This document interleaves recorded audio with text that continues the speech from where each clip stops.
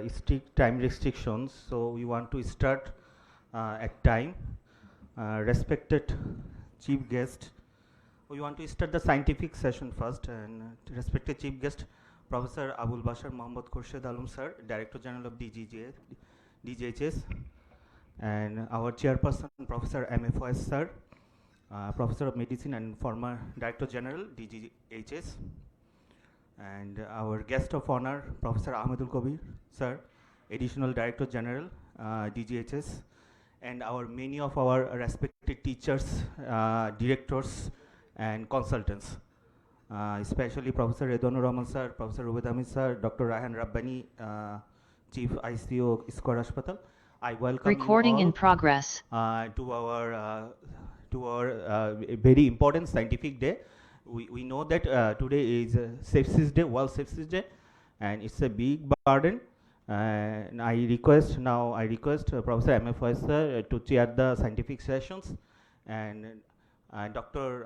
Faraduddin Maruf, please come to the dais, and floor is yours for scientific session. Okay.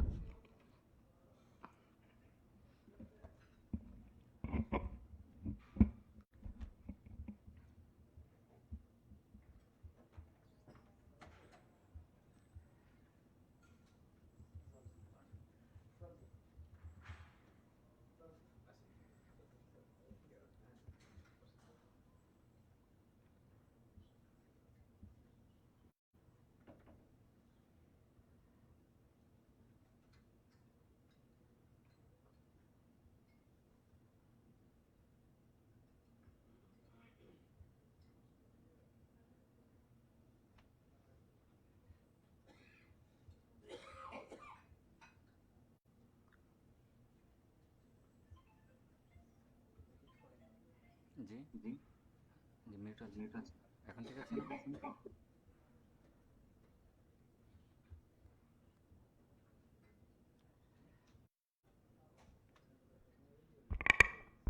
Honorable Chairperson and the respected audience, I'm very privileged today to get the opportunity to talk about the current landscape of sepsis in Bangladesh. So I'm Dr. Farhaduddin Hassan Chaudhary. I'm currently a PhD student at the University of Oxford. At the same time, I'm a fellow in medicine of Bangladesh College of Physicians and Surgeons. So I'm not actually going to in details of a definition of sepsis and everything. I just wanted to collect some data related to the Bangladesh, though there are scarcity of data. Before going to the in-depth presentation, I would like to request you to Google slido.com so that you can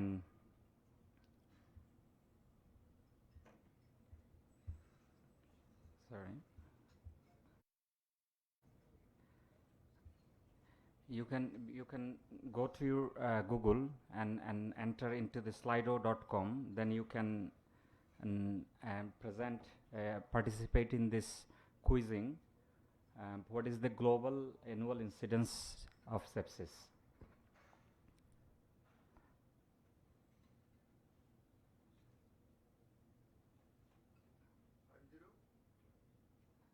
You can also participate from your mobile. Yes. Slido.com. এর কোডটা ওই যে নিচে দেওয়া আছে।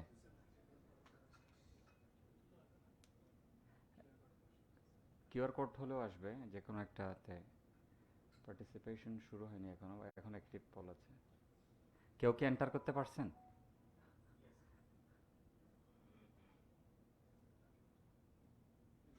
হ্যাঁ, already একজন।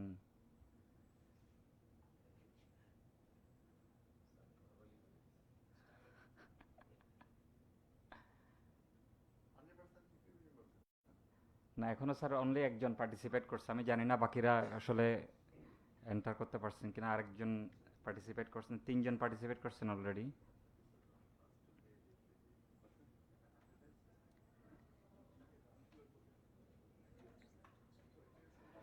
যাই হোক ঠিক আছে জি স্যার না টাইম লিমিটেশন আমরা তাহলে আমরা আসলে একটু গ্লোবাল ওভারভিউটা দেখি সেটা হচ্ছে অ্যারাউন্ড 5 crore মতো কেস হচ্ছে পার ইয়ার হয় 47 লক্ষ থেকে 5 crore পর্যন্ত 4,70,00,000 থেকে 5 crore পর্যন্ত প্রতি ইয়ার ইনসিডেন্স গ্লোবাল এটা একটা গ্লোবাল সিস্টেমেটিক রিভিউর ফাইন্ডিং এবং এখানে দেখা যাচ্ছে per year the mortality is more than 1,10,00,000 people die, and in every 5 deaths globally, one is dying from sepsis.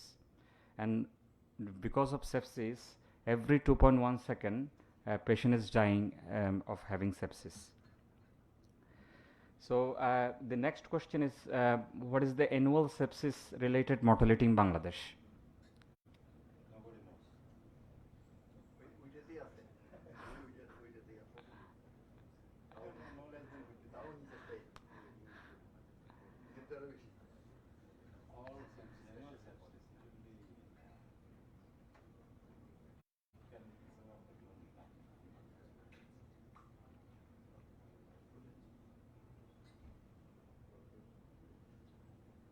আমরা একটু তাহলে স্যার ডাটাটা দেখি বাংলাদেশের একটা এই কিছুদিন আগে 2020 সালে ল্যান্সেট একটি গ্লোবাল সিস্টেমেটিক রিভিউ পাবলিশ হয়েছে যেটা প্রায় পৃথিবীর অনেকগুলো দেশ এখানে দেশের ডেটা নিয়ে যেখানে 109 মিলিয়ন ডেথ রেকর্ডস থেকে তারা অ্যানালিসিস করেছে এবং বাংলাদেশের বিডিএইচএস মানে ডেমোগ্রাফিক অ্যান্ড হেলথ সার্ভেইলেন্স এবং Bangladesh sample vital registration system থেকে ওরা ডাটাগুলো ক্যাপচার করেছে এবং এখানে দেখা যাচ্ছে অ্যানুয়াল যে ইনসিডেন্স এটা মোর দেন 11 lakhs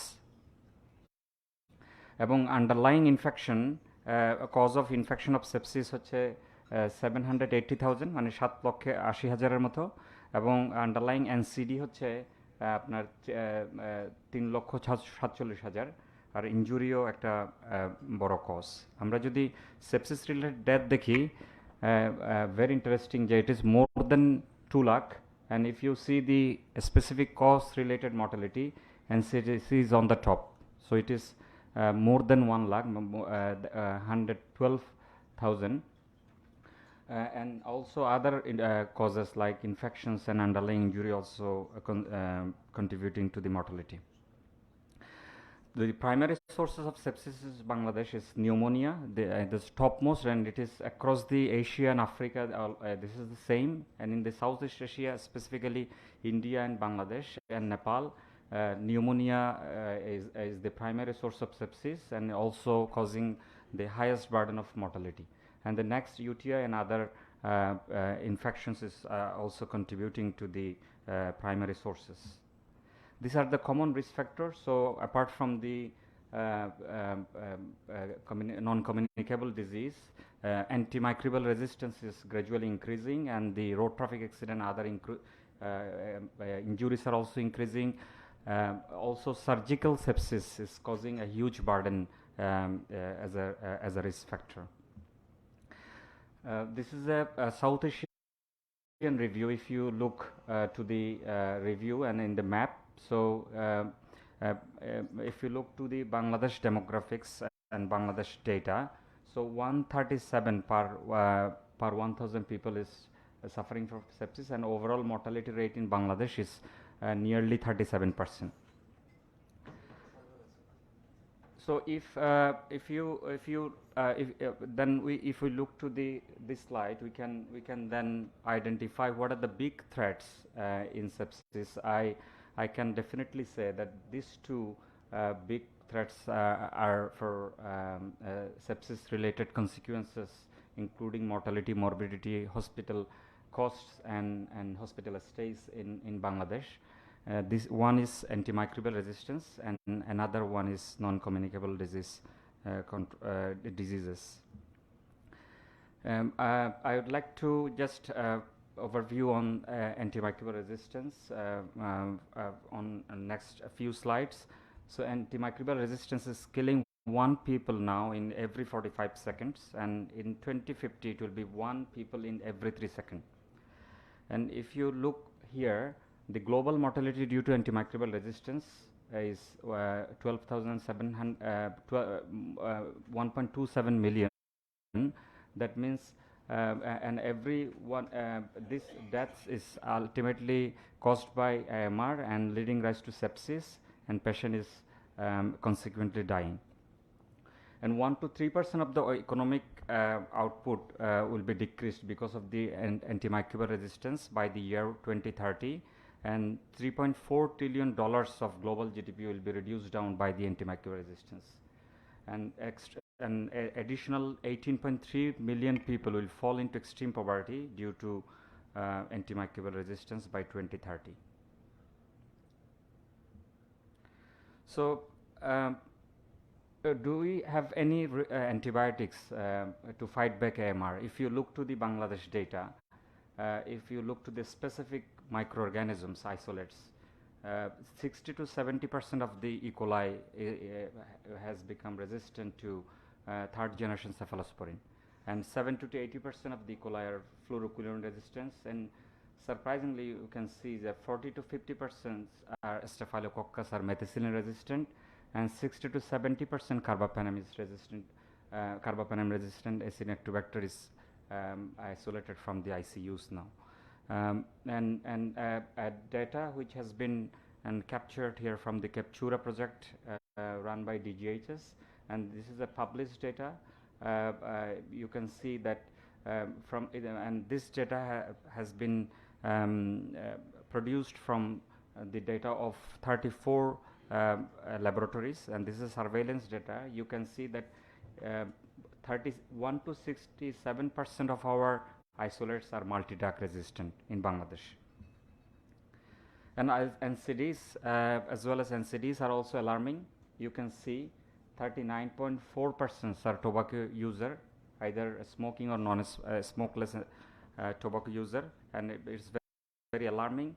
And you can see the hypertension prevalence is also 23.5%, which is also very alarming because it is directly it has a direct consequence of sepsis related morbidity and mortality, and around 10% population of Bangladesh is diabetic now, which is another a big concern for us, and obesity is also contributing to the alarming NCD as a burden. So in 2017 there was a resolution by UN, and it was a site meeting in the UN Assembly, and in that resolution 194 countries signed in this resolution, and there was 9 agenda that was for the member countries. There are 9 points. I just start with the first point. You can also answer to the Slido. So the first point for the of that agenda, of that resolution for the member states is to implement prevention, diagnosis and treatment of sepsis strategies in national health system. So you can participate in the poll whether it is already in practice or partly in practice or no practice at all.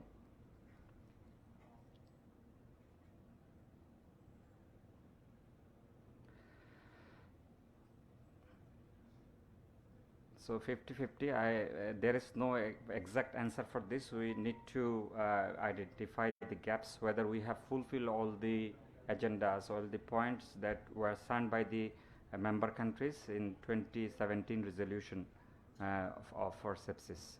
These are next agendas. Second one is infection prevention and control programs. Because of the COVID pandemic, we somehow know a little bit about the infection prevention control programs, but we are not entirely sure whether it has been implemented across the country in all hospital facilities. And you can see the number 3 is related to antimicrobial resistance, and number 4 is improve sepsis care in health crisis with guidelines. I don't know whether is there any guideline for exact management of sepsis. Raise sepsis awareness through patient safety education is definitely part of patient safety. And you can see the last point here, the promote sepsis awareness. So it should be backed up by the government of Bangladesh to celebrate, to observe the day every 13th September each year. And my last slide, actually, this is related to my PhD. My title of the PhD is AMR and mitigating AMR in Bangladesh. Main aim of my PhD project is to reduce the burden of antibiotics, and I am enrolled. The study is ongoing now in Chittagong Medical College Hospital. It's a randomized control trial. We are trying to reduce the antibiotic duration through some measuring biochemical markers and clinical parameters. You can find details about this study in this link. So I don't have any more slides. Thank you very much. If you have any questions, feel free to ask. I'm happy to answer.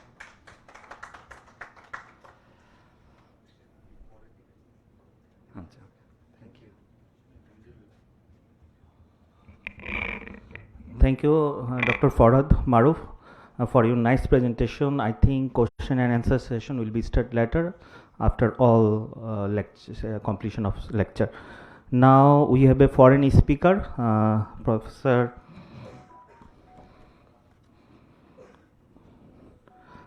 Volker Humbert. He is a Senior Director Medical Strategy, Cytosorben Europe, and he will join with us online.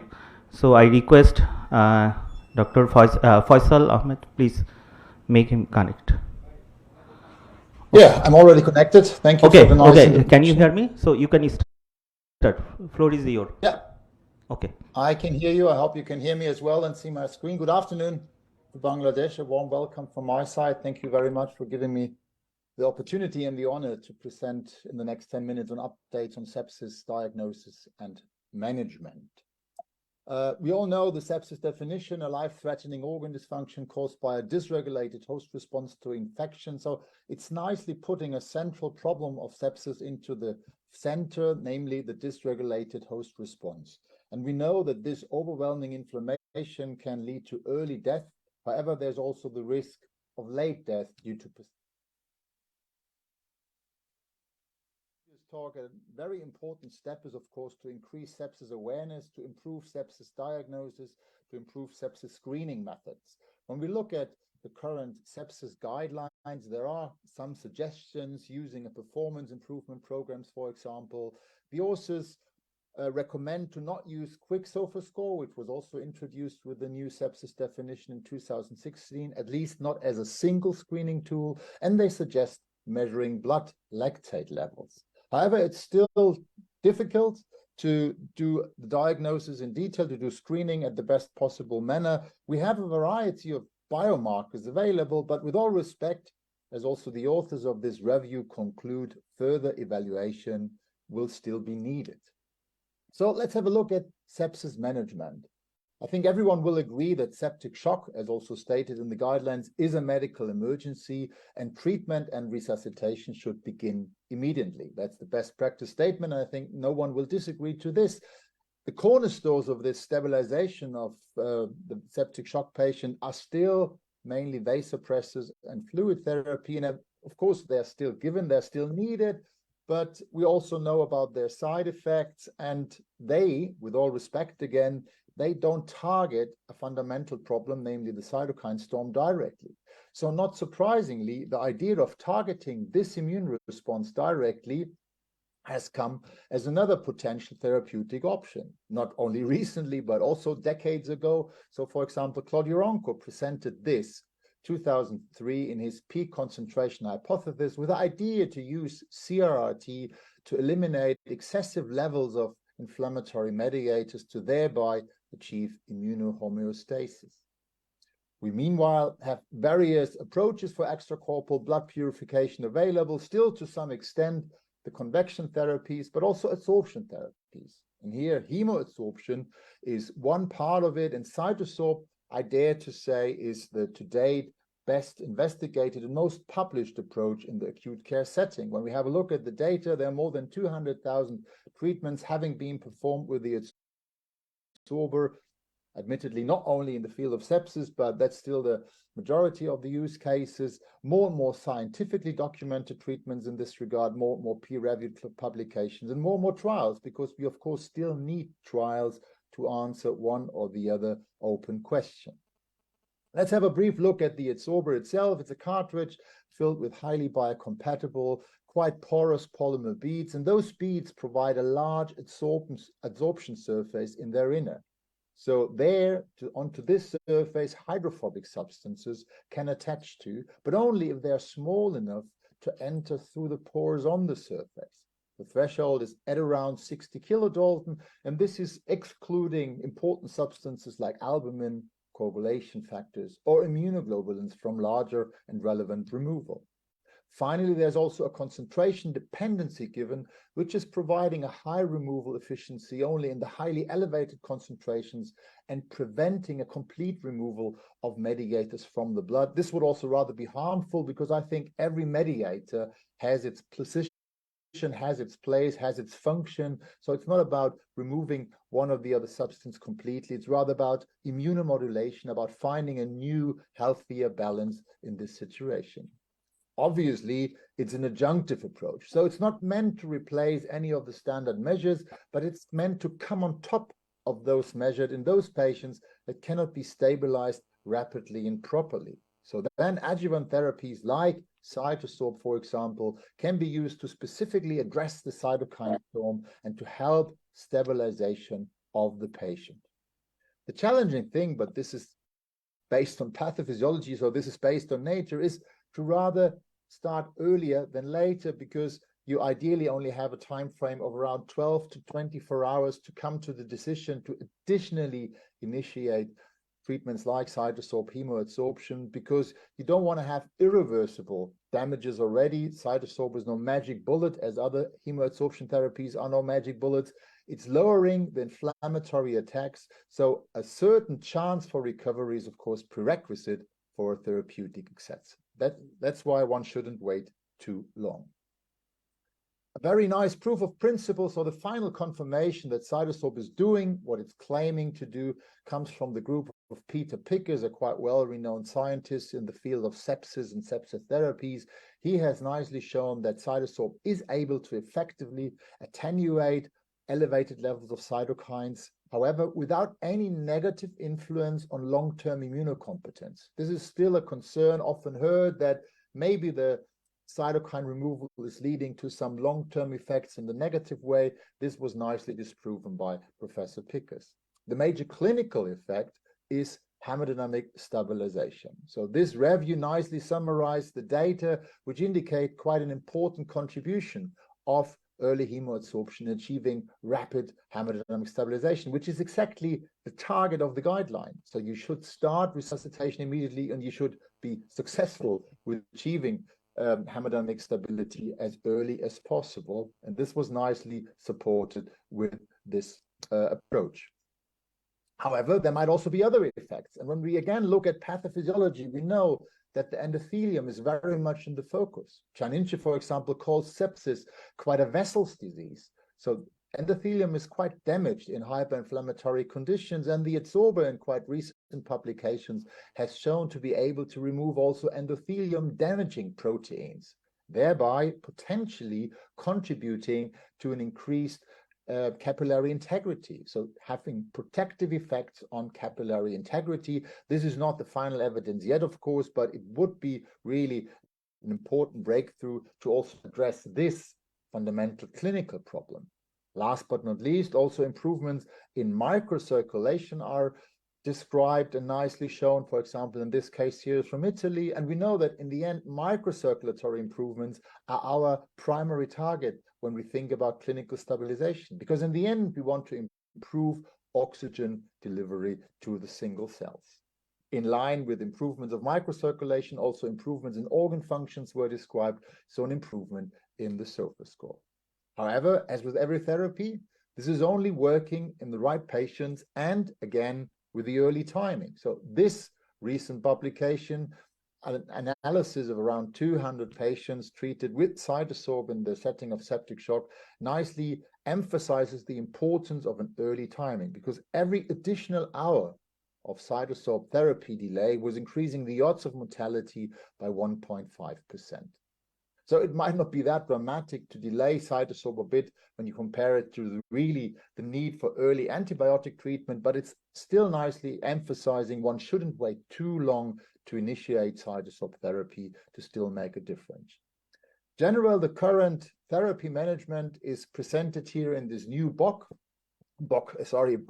presented by Claudio Ronco and Rinaldo Bellomo. Here a chapter is on hemoperfusion with cytosorb, showing the current knowledge in regard to patient selection, timing, dosing, so crucial aspects for every therapy. Here you see the emphasis on the early start, on the individualized patient selection, on the intense treatment, and also to consider an early change of the adsorber. As you might know, every cartridge is allowed to be in place for up to 24 hours maximum, but we have more and more signals and evidence that an earlier change, especially in the first hours of treatment, so the first 24 hours, seems to be beneficial. The hit hard and early approach is well known also in other regards. This is mainly on cytokines, and for the sake of time, I don't want to go into the other indications, just make you aware the adsorber is also able to remove ticagrelor, rivaroxaban during emergency cardiac surgery, which has recently been included in the guidelines, and also bilirubin and myoglobins. And there might be some septic patients, septic shock patients, that also have problems with the liver, elevated levels of bilirubin or elevated levels of myoglobin.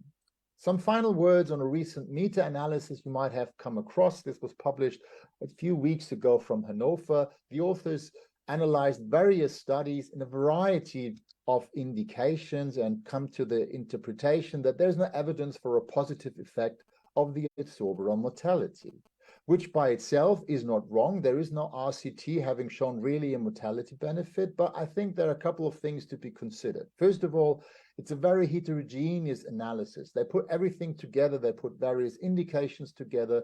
They put various underlying pathophysiologies together. So in a way, it's a bit like a fruit salad, which looks quite nice, but it's definitely not one single fruit. And even more so, I think it can be questioned whether a single therapy in such a complex setting as septic shock or generally hyperinflammatory critically ill patients should be done by mortality as a primary endpoint. This is more and more criticized. Of course, mortality is important, no doubt about this, but whether this is the parameter to assess the efficacy is being discussed, and more think it's rather insane to do the same all the time and wait for different results. So with this, I'm at the end of my very brief overview. I think immunomodulation via extracorporeal hemoadsorption in septic shock still has a very strong rationale. Cytosorb hemoadsorption is in this regard the most published approach in the field, and it has proven to effectively and safely remove cytokines. Maybe other important mediators, I mentioned the endothelium damaging proteins, do play a role here as well. The major clinical effect described in various studies is rapid hemodynamic stabilization, shock reversal, which is also the base for organ recovery. However, as with every other therapy, proper patient selection and early timing and individualized dosing is required to be successful from the therapeutic point of view. And with this, I thank you very much for your attention. Thank you, Volker, for your excellent presentations. And may you ask any questions or comments as he disconnect from us? So if you have any questions or comments or any experience of cytosorb, you may. However, I can also stay a couple more minutes for the panel discussion. So as the meeting was moved a bit, at least from my understanding, I have time for the next 20 minutes. So we can also continue and then have a panel discussion at the end. If any question comes up in some minutes. I stay muted and without the video, but I'm there still. Okay, now I request Dr. Raihan Rabbani.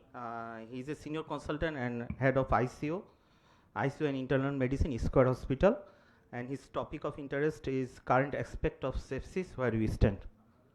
So, thank you.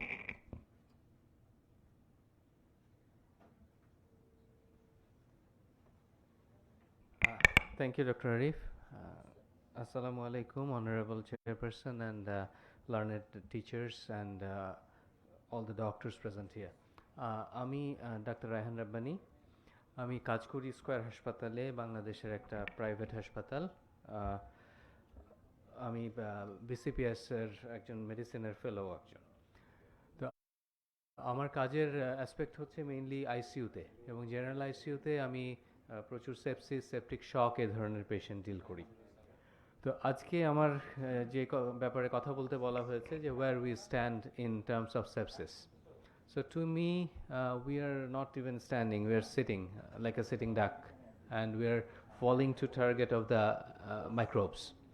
So that's where we stand in terms of sepsis and its management in Bangladesh. So why I am talking like that? So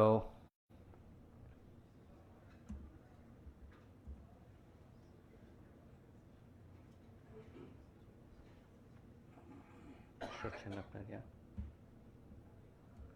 Okay. So is it a big concern, sepsis? So it's definitely a big concern. So these are the data from Global Sepsis Alliance. So we have like 50 million cases that Dr. Chaudhary showed, and 11 million deaths per year. So these are very underestimation, because the data from Southeast Asia, Africa, they are lacking. So those data are very underestimated. And 1 in 5 death worldwide is associated with sepsis. And most of the death, the final common pathway is sepsis, maybe initiated from other things. And this is the number one cause of death in hospital, number one cause of hospital readmission, and this is the number one cause of healthcare cost. And up to 50% of sepsis survivor, they suffer from long-term physical and psychological effects. And 40% of these sepsis cases, they are children under 5. They are very vulnerable. And 80% of the sepsis cases are outside hospital. They need to come to hospitals for that. And it's a medical emergency, and that is very less understood even amongst our healthcare professionals. So this is the guideline how to identify the sepsis. The definition changed over time, and it's become easier so that we don't miss the sepsis. So it's better to overdiagnose rather than underdiagnose the sepsis. So it's a organ dysfunction, and if there is a suspicion of infection, we should treat it as sepsis. The infection can be bacterial, fungal, and even viral. And we saw what virus can do. We are still seeing from dengue what the virus can cause sepsis. So what does we stand in Bangladesh? So as Dr. Chaudhary told us, that data is very scarce. So I could find out some, that 30% neonatal sepsis cases were successfully managed in Bangladesh. So this is from a study from Rajshahi Medical College, and 50,000 lives were saved in last 2 years in Bangladesh, and that's documented from sepsis. The mortality is about 136 for every 100,000 cases in ICUs in Bangladesh, and overall mortality rate in Bangladesh was reported to be around 37% from sepsis. So these data are from the following studies, and definitely the number of population is very low, and it's not representing the whole nation. So how we practice and how we diagnose a case early on for sepsis. So there are so many things, so many laboratory analysis. So most useful are CRP, procalcitonin, interleukin 6, and these are the markers that we need to identify the sepsis from. The basic laboratory test for sepsis, the CBC, the blood cultures, the sputum cultures, the urine cultures, that's also lacking in a standard manner in most of the hospitals of our country. So if we go out of the major cities, we don't have the culture facilities, and even if we have very those are not reliable. So those are big struggles that we face when treating infection, and the other things are also there. And the world is moving forward. They're moving towards molecular diagnostics, and they're having nanotechnology for diagnosis of sepsis. So why we need to diagnose early? Because diagnosing early is very important in sepsis, because if we start the antimicrobials and antibiotics early on, it saves lives. and hours matters in these cases.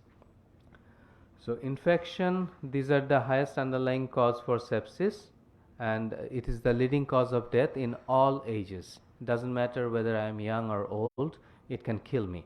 So that's very important to recognize. And in USA,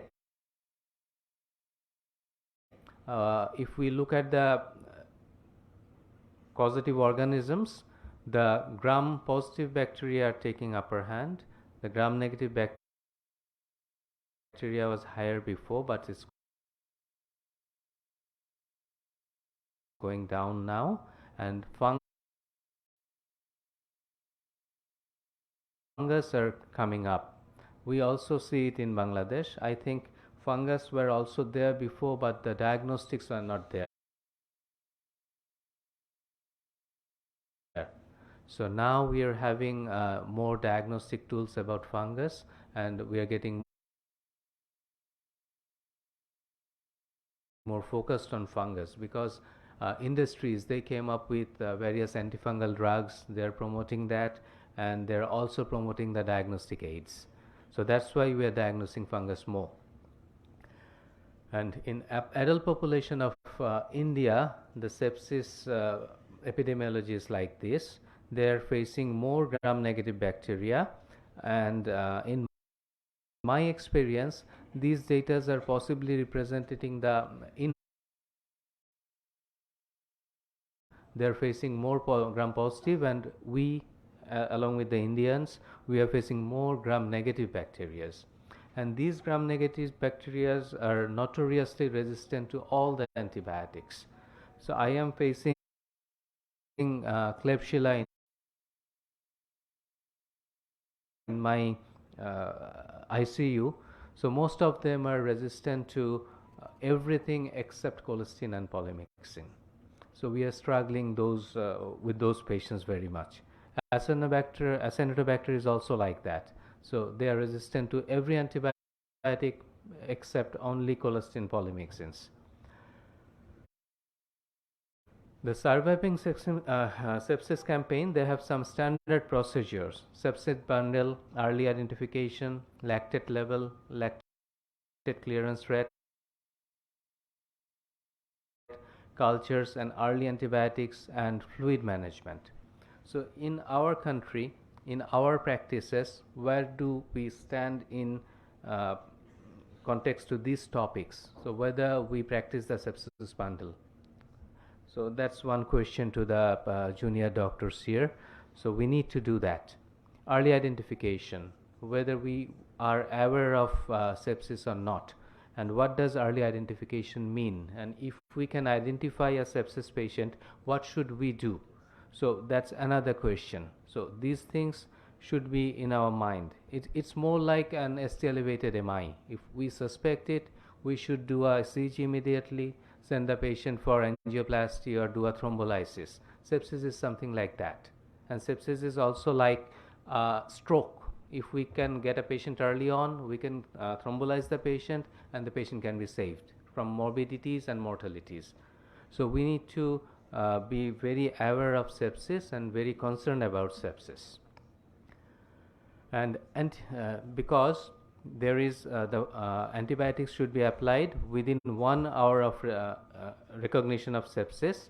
If there is shock is present, sepsis is definite or probable, we have only 1 hour window that we need to draw the cultures and administer antibiotics. So that gives us the best result. If there is shock is absent, if the sepsis is less possible, then we have a little more time maybe, but we should do it early on, within 4 hours. So defining sepsis with or without positive blood cultures. So if we don't have a blood culture positivity, it can also be a sepsis, because culture positive patients, they have higher morbidity, and culture positive patients have the lowest survival rates. And in the culture is only positive about 40% of cases if we can draw the blood culture before administering antibiotics. So culture is important for therapeutics, but we should keep in mind that most of the patients, they are not culture positive. So this is a study that shows that pre-antimicrobial blood cultures was positive in 31% cases, and post-antimicrobial blood culture were positive only in around 20% cases. So, and this is from a good center and good laboratory facilities. Where laboratory facility is not that great, this percentage will be much lower. And time to treatment and mortality. So it shows that each hour delay increases the mortality with every hour, and it can causes death of 14% higher chance of in-hospital death if there is a delay of antibiotic beyond 3 hours. So this is the advanced culture techniques or identification of microbiological techniques, techniques that we can use.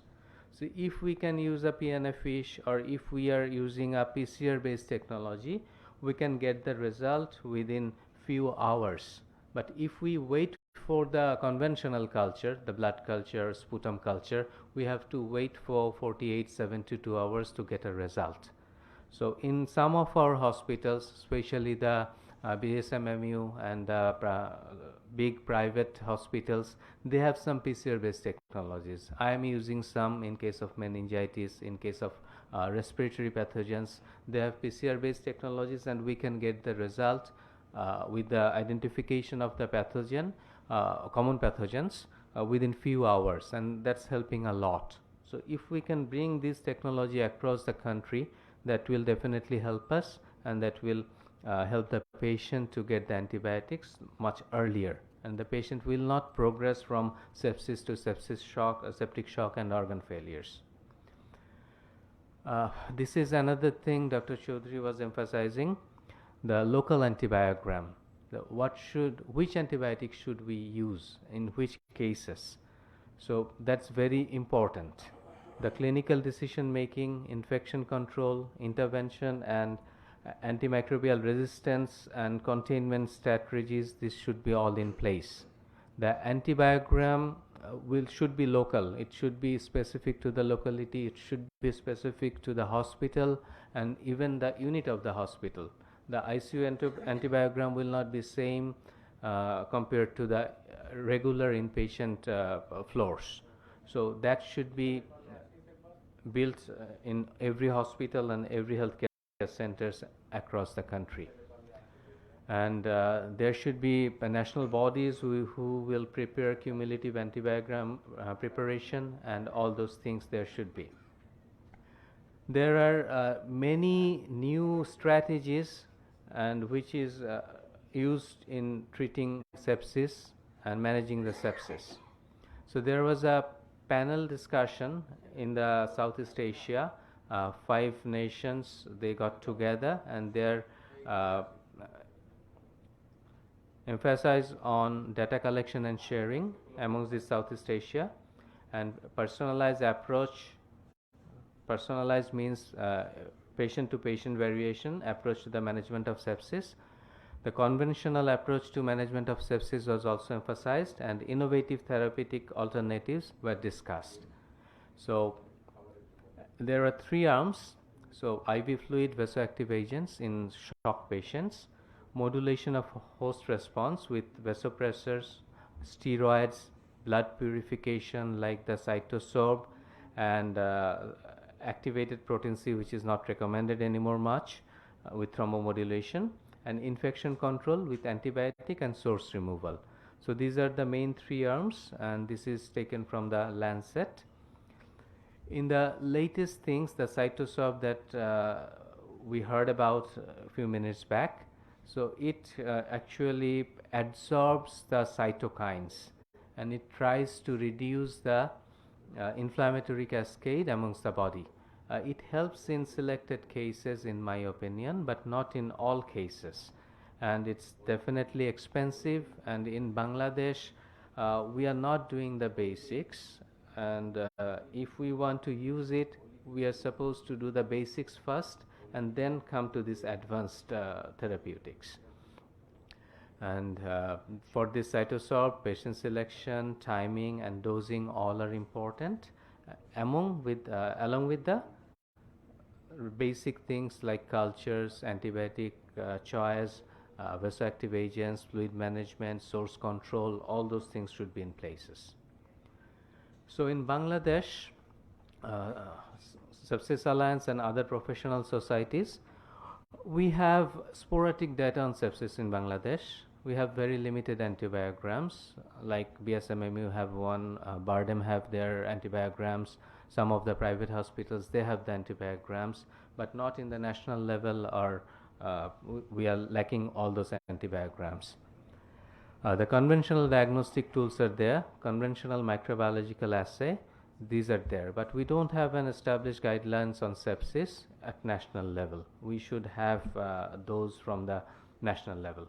What we don't have comprehensive data on sepsis.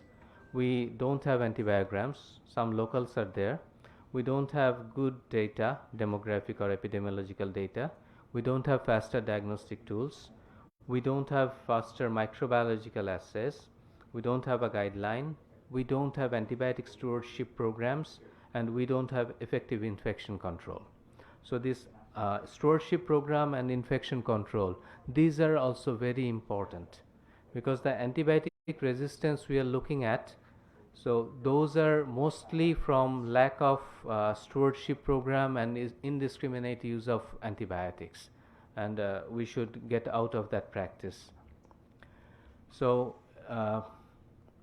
in summary, if we want to fight sepsis, antibiotic stewardship is needed, infection control is needed, early diagnosis, the management tools, the hemodynamic monitoring tools are needed, and antimicrobials are also needed. So in many patients, we are like, our hands are tied, we don't have an antibiotic, and we are trying to combine antibiotics and treat the patients on good faith. And we need awareness, we need planning, and we need monitoring to fight the sepsis. So welcome Bangladesh Sepsis Alliance, and I want to take another opportunity that we have a new foundation, Acute and Critical Care Physician Foundation of Bangladesh. I am one of the founding member of this, and we are looking forward to work on acute medicine, which is a new boy in the block, and we also want to develop the critical care practice in Bangladesh. So we are with open arms to work with all the societies and everything. And thank you. We want to fly. Thank you, Dr. Rayhan Rabbani, for your very informative and brainstorming presentations, and we wish your success, your new foundations. As we have very shortage of time, so we may allow only 1 or 2 questions, especially any speaker, if you have or any comments, please. And then we are going to the second part of our program. Okay, Professor Rubaid Amin, sir.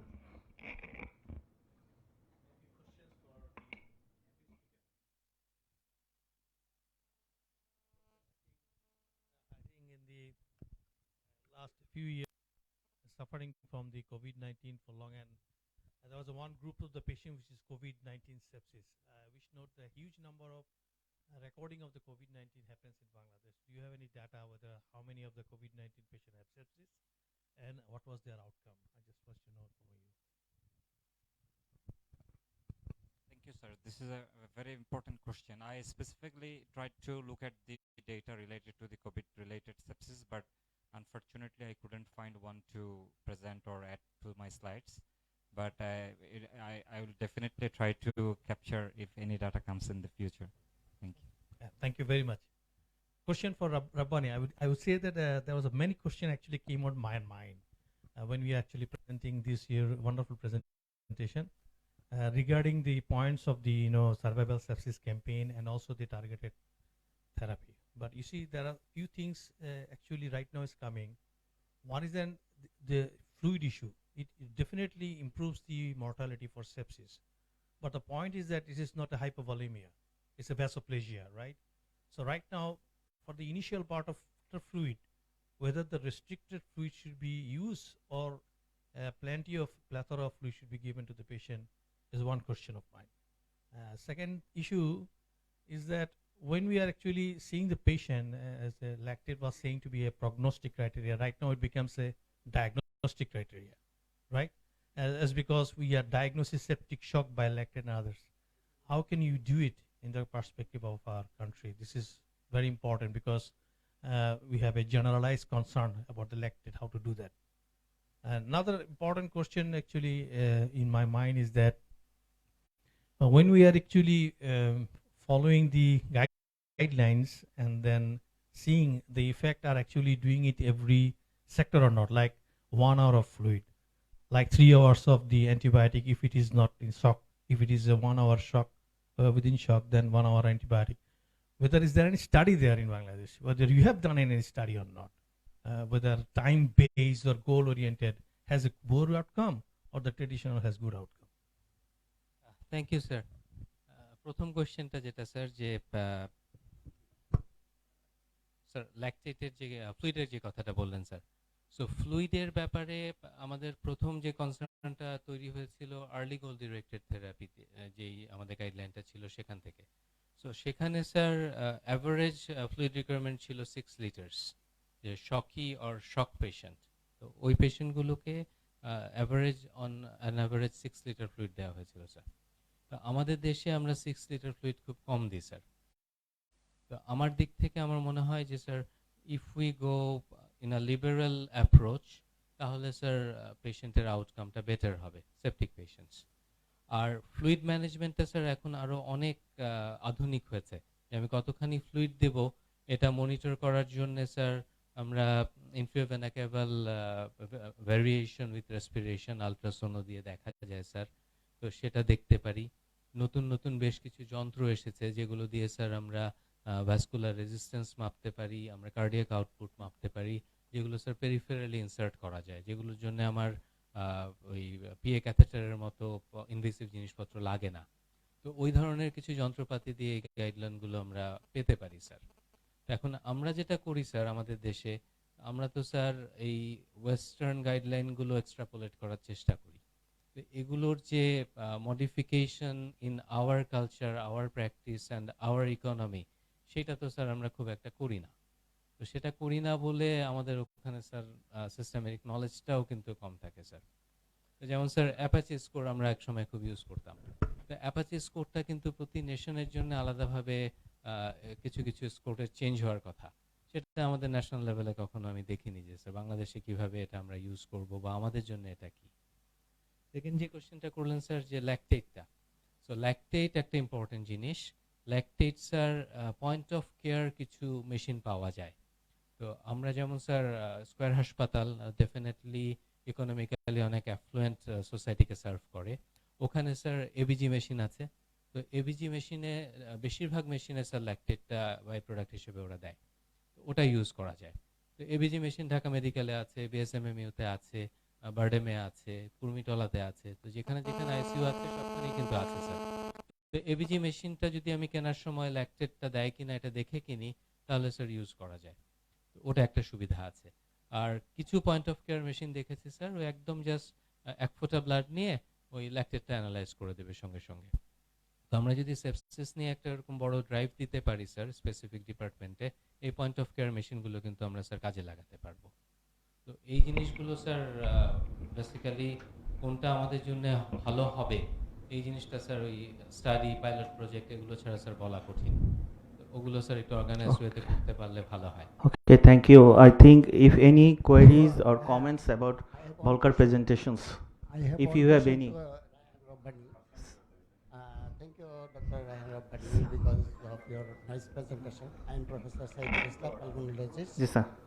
So, my question is, we are seeing in the ICU that day by day the multi-drug resistant bacteria is increasing. That is the CRE positive and ESBL positive bacteria is emerging very,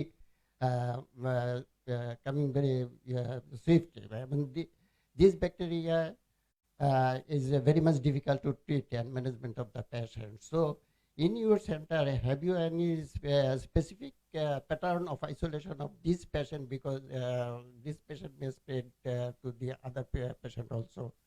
So this is one question. And as we have to start the empirical antibiotic before the result of the culture, so if we suspect that this patient might have the multi-drug resistant bacteria, so what is the predictive factor you assess that this might have the OXA positive or CRE positive or ESBL positive bacteria? So what are the predictive factors that you determine that this patient might have the multi-drug resistant bacteria? Thank you, sir. আমি just shortly answer করি sir, যে multi drug resistant যে ফ্যাক্টরগুলো promote করে তার মধ্যে আমাদের দেশে সবচেয়ে বেশি আমরা যেটা পাই যে অন্য একটা হাসপাতাল থেকে এসছে, বা আমার আইসিইউতে স্টে লঙ্গার দেন মোর দেন 7 days।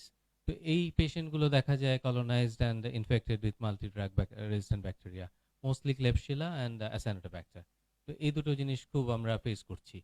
আর স্যার এম্পেরিক্যালি এই পেশেন্টগুলোকে যখন আমরা শুরু করি তখন অন্য হাসপাতাল বা অন্য আইসিইউ থেকে যদি আমার আইসিইউতে আসে, বা আমার আইসিইউতে যখন 7 দিন পরে আর একটা ইনফেকশন নতুন করে হচ্ছে, তখন আমরা বেশিরভাগ ক্ষেত্রে আইদার কম্বিনেশন অ্যান্টিবায়োটিকে যাই, যেমন স্যার সেপ্টাজিরিম অ্যাভিব্যাক্টাম প্লাস অ্যাস্ট্রিওনাম এই কম্বিনেশনে, অথবা স্যার পলিমিক্সিনসে যাই আমরা স্যার, পলিমিক্সিন বি অথবা colistin.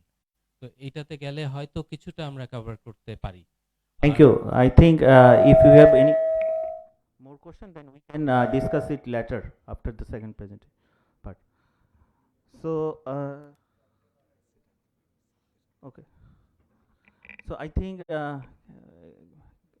if you have any experience or any comments about Volker presentations, just a brief comments or anything, or your any experience in cytosurface. Okay. Okay. Very brief comments. Thank you. I'm Dr. Shihan. I'm working in the ICU of Square Hospital Limited. Yes, cytosorb we used in selective cases, in case of sepsis and 1 or 2 dengue cases also. And the outcome is not, sometimes the outcome is good for few patients, but not for all patients. So I think it is an adjunctive treatment we have to use along with the usual standard of care. Thank you. Thank you. Thank you. So now we are going to the our second part of our program. Now I request again Professor Robed Amin sir for welcome address. Very brief welcome address, sir.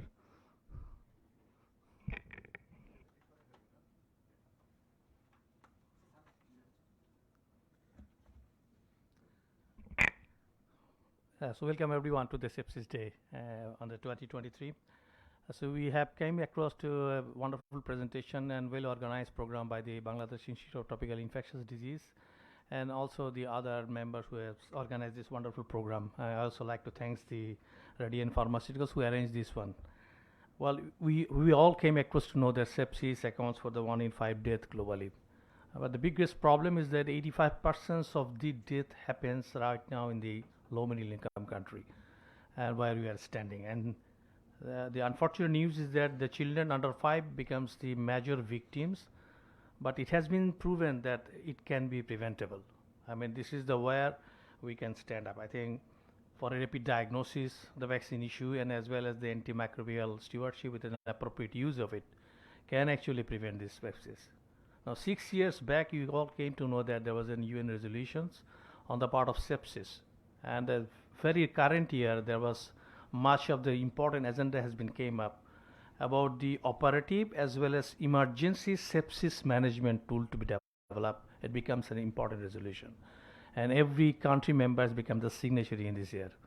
The WHO was actually having a plan to develop the development of prevention as well as the treatment guideline for sepsis in the next year. They're planning it for the next year. Although we know that there are survival sepsis campaign who are actually preparing the guideline and as well as the bundle. Both are not the similarity. There are separate things. And huge number of books has been developed in 2020 to 2022. That include the pediatric sepsis guideline, the adult guideline on the sepsis 2021. And in the middle, there was also development of the COVID-19, we all know. Now, the big issue is that WHO was actually, and every organization was saying that in every country there should be some alliance to be developed for sepsis, because it is the major cause of the problem of the hospital mortality. And the problem in our country is that sepsis is not only the facility based but also in the community, and we are not nothing about the community related sepsis, what is their outcome. And there was in the last sepsis the program, there was one important component came up is the education, and there was no part of the sepsis related health education in our country. I think that is the reason why the context has been set up to all of you on this particular sepsis day. Can we develop a sepsis alliance for our country of Bangladesh or not, with all of us? Because if the government remains in the central part and other non-government and private came up, and we can make an alliance, I think many of the suggestions that has been came up from the Chowdhury's presentation, from the Raihan Rabbani's presentation, and also from the expensive issues of the has been presented by the Volker. This all came up. What shall we do? What shall we can do in the country context of Bangladesh, and which is very much important, because although sepsis we are commonly seen and we are commonly deal, but there is not uniformity. There was a gross problematic approaches happens in the ward, in the floor, and even in the ICU. We did not see the uniformity of the management issues. As has been said, there was no national guideline yet. So I think this is a wonderful opportunity for all of us that we sit together and making an alliance for Bangladesh, so that in the future we can really address the issues of the diagnosing and managing of the sepsis, and as well as the rehabilitation and further workout on this part from Bangladesh. So I will be lucky. Thanks everyone who come here to see the alliances, how to develop the alliances, what to their next principle. And from behalf of the NCDC as well as the Director General Health Services, thank you very much for the welcome and to this particular sepsis alliance in Bangladesh. Thank you very much. Thank you, sir, for your welcome address, sir. Now, may I request Professor Dr. Mazharul Haq for introductions and welcome again.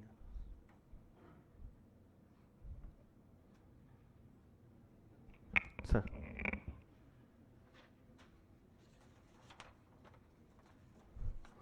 Honorable Chairperson, Professor Dr. M. Faiz Sir, Honorable Guest of Honors, Professor Ahmed Al Kobir, ADG Planning, DGHS, distinguished guest and audience, Assalamu alaikum. Sepsis is a life-threatening condition involving multiple organs caused by body's response to infections. We have gathered here to observe the World Sepsis Day 2023 as a part of the global effort of raising awareness on sepsis. In an estimate, about 250,000 patients died every year in Bangladesh due to sepsis. Contrary to the popular belief, sepsis patients can be found at every tier of healthcare facilities as well as in the community. It explains the importance of educating people and healthcare professionals about the signs, symptoms, early detection and management of sepsis and its preventions as well. As the world grapples with ongoing health challenges, World Sepsis Day 2023 serves as a poignant reminder of the need for continued vigilance and collaboration in the fight against sepsis, ultimately striving for better healthcare outcomes globally. Assalamu alaikum.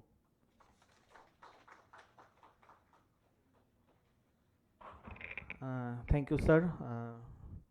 Now, may I request Professor M.A. Faiz sir for opening the alliance and chair the second part of the discussion sessions.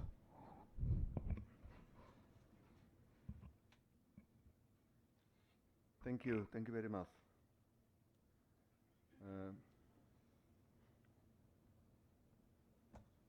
আমরা গত 5 বছর ধরে গভর্নমেন্টের সাথে অর্থাৎ DGHS এর সাথে বেশ কয়েকটা মিটিং করেছি বাংলাদেশে দুনিয়ার প্রেক্ষাপটে সেপসিসের গুরুত্ব অনুধাবন করে বাংলাদেশ সেপসিস অ্যালায়েন্স করা যায় কিনা। গত 5 বছরে আমরা অফিসিয়ালি 3টা মিটিং করেছি, ছোটোখাটো আরও কয়েকটা মিটিং ছাড়া। এই মিটিংগুলিতে আমরা চেষ্টা করেছি গভর্নমেন্টের রেলেভেন্ট সেকশানে যারা সেপসিস, ইনফেকশনস, অ্যান্টিমাইক্রোবিয়াল রেজিস্ট্যান্স নিয়ে কাজ করেন তাদেরকে সাথে নিয়ে কীভাবে সেপসিস অ্যালায়েন্স করা যায়, global sepsis alliance, Asia Pacific regional alliance এবং একই সাথে বাংলাদেশ সেপসিস অ্যালায়েন্স করা যায় কীভাবে। তাই জন্য সবাই এগ্রিড, আমরা লাস্ট যে মিটিং করেছি ওখানে সবাই এগ্রি করেছি যে বাংলাদেশ সেপসিস অ্যালায়েন্স করা দরকার। আপনারা যারা আজকে আসছেন এটা মূলত একটা সমন্বিত উদ্যোগ, এটা গভর্নমেন্টের উদ্যোগ, ডাইরেক্টর জেনারেল হেলথ সার্ভিসেসের কিছু প্রফেশনাল ভলান্টিয়ারদের সাথে এবং আমাদের সায়েন্টিফিক পার্টনার রেডিয়েন্ট ফার্মাসিউটিক্যালস। আপনারা যারা আমাদের আমন্ত্রণে আসছেন তাদেরকে আমি আন্তরিক ধন্যবাদ জানাচ্ছি, সালাম জানাচ্ছি। আমি বিস্তারিত কিছু না বলে শুধু বলতে চাই আমাদের অবজেক্টিভ হচ্ছে, বাংলাদেশ সেপসিস অ্যালায়েন্সের অবজেক্টিভ হচ্ছে এটা একটা platform to do advocacy for implementation of the WHO resolution on sepsis 2017, যেটাতে বাংলাদেশে আমরা করবো along with strategy on antimicrobial resistance containment. বাংলাদেশে অ্যান্টিমাইক্রোবিয়াল রেজিস্ট্যান্স কন্টেইনমেন্টের জন্য বিশাল 8টা এরিয়াতে 150টা ডকুমেন্ট আছে, যেটা এখন ইমপ্লিমেন্টেশন করার আগে অ্যাপ্রুভালের স্ট্র্যাটেজিটা অ্যাপ্রুভাল পদ্ধতি পর্যায়ে আছে। তো ওই আলোকেই যাতে সেপসিস অ্যালায়েন্স, যে আমাদের এই যে একটু আগে ডক্টর মারুফ যেটা 9 নম্বর অংশ বলছে, তার অংশ হিসেবে ওয়ার্ল্ড সেপসিস ডে 2023 উদযাপন উপলক্ষে এটা প্রথম উদযাপন। এর আগে কিন্তু অফিসিয়ালি 2020 আগে ওয়ার্ল্ড সেপসিস ডে আমরা উদযাপন করিনি। এটা আমরা উদযাপন করার উপলক্ষেই সেপসিস অ্যালায়েন্সে উদ্বোধন করতে যাচ্ছি, যেখানে আমাদের কি অ্যাক্টিভিটি হবে, কোলাবোরেশন করা এশিয়া প্যাসিফিক সেপসিস অ্যালায়েন্সের সাথে। পার্টিকুলারলি আমরা দ্বিতীয় অবজেক্টিভ হচ্ছে কমিউনিটি অ্যাওয়ারনেস করা। কমিউনিটি অ্যাওয়ারনেস মানে হেলথ কেয়ার প্রফেশনালস অ্যাওয়ারনেসটা প্রথমে, তারপরে broader community awareness. Sepsis alliance will provide technical support for the development and implementation of the adapted guidelines for sepsis in Bangladesh. Dr. Rayhan Rabbani যেটা বলেছেন, sepsis guidelines নাই, অ্যান্টিমাইক্রোবিয়ালের জন্য কিছু guidelines আছে, ইনফেকশনের জন্য কিছু গাইডলাইন্স আছে। সেপসিস গাইডলাইন্স বাংলাদেশে অ্যাডাপ্টেড গাইডলাইন্স করা দরকার। পার্টিকুলারলি আমাদের চতুর্থ অবজেক্টিভ হচ্ছে advocacy for and technical support for a Bangladesh sepsis support group. আমরা যেটা দেখলাম 50% সেপসিস সার্ভাইভার্স, ওদের ফিজিক্যাল বা সাইকোলজিক্যাল বিভিন্ন ধরনের ডিফিকাল্টিজ, আমি ডিসেবিলিটি বলবো না, ভুগে। The alliance will develop yearly road map, বেশি বড় কর্মকাণ্ড না, কোয়ার্টারলি অ্যাডভোকেসি আর সায়েন্টিফিক মিটিং করবে to fulfil the objectives. Participation of every relevant professional medical society in Bangladesh আর ওয়েলকাম। আমি এই পর্যায়ে সেপসিস অ্যালায়েন্সের কম্পোজিশনটা আমি বলছি। আমাদের এই অ্যালায়েন্সের মধ্যে দ্বারা এটা ড্রাফট কমিটি, এই কমিটিটার নামটা আমি বলছি, যে আমাদের সম্মানিত চেয়ারম্যান হবেন প্রফেসর আহমেদুল কবির, উনি বাংলাদেশ সোসাইটি অফ মেডিসিনের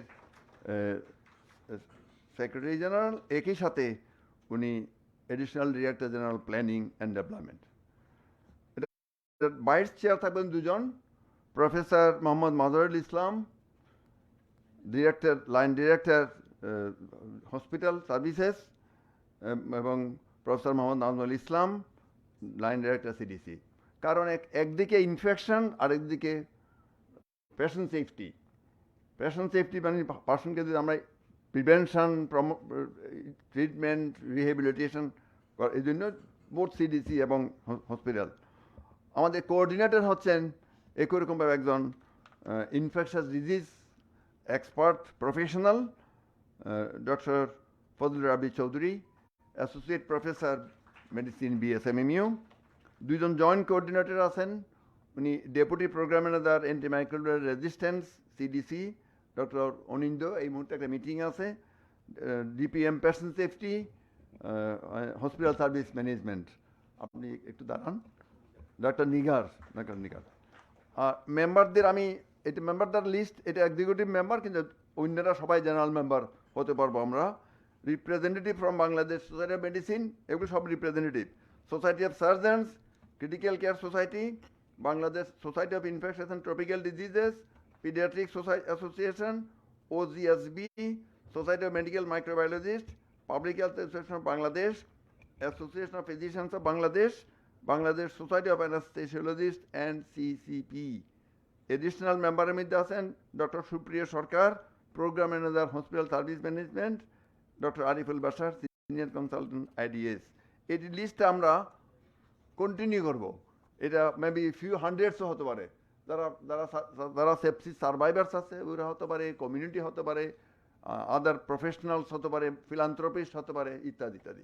এটা কোনো রেজিস্টার্ড অর্গানাইজেশন না, এটা হচ্ছে একটা প্ল্যাটফর্ম। আমাদের প্রত্যেকের নিজস্ব পরিচয় আছে, কেউ আমরা ইন্টার্নিস্ট, কেউ মাইক্রোবায়োলজিস্ট, কেউ ইনফেকশাস ডিজিজ এক্সপার্ট, কেউ পাবলিক হেলথ এক্সপার্ট, কিন্তু আমাদের ব্রডার প্রেক্ষাপট হবে একটা প্ল্যাটফর্ম। অ্যাডভাইজার থাকবেন, আমি নাম বলছি না, director general health services, director general medical education, director general drug administration, এবং ওনারা সদয় আমাকে চতুর্থ অ্যাডভাইজার হিসেবে নিয়োগ করেছেন। এই পর্যায়ে আমি আপনাদের জন্য অবগত করলাম এবং পরবর্তী অংশটা পরিচালনা করার জন্য ধন্যবাদ। Thank you, sir. Thank you. Now we are going to the discussion. Before that, may I request Professor Dr. Ahmedul Kobir sir to, as a chief guest, to come to the dais, and Professor MFOS sir, chairpersons. We have many dignitaries, actually many of my teachers also there. We also request Professor Devobroto Bonik sir, President and Society of Anesthesia and Intensive Care and Pain Medicine. Professor Devobroto Bonik sir, please come to the desk. And Professor A.K. Azad, Chairman and Professor of Medicine, BSMMU. Sir, please. And Professor Redwanur Rahman sir, many of here we are his students, and sir may request to come to this. Okay. Now I request Professor MFOS sir to conduct the discussion sessions. As we have very limited shortage of time, so I think we should be into the point.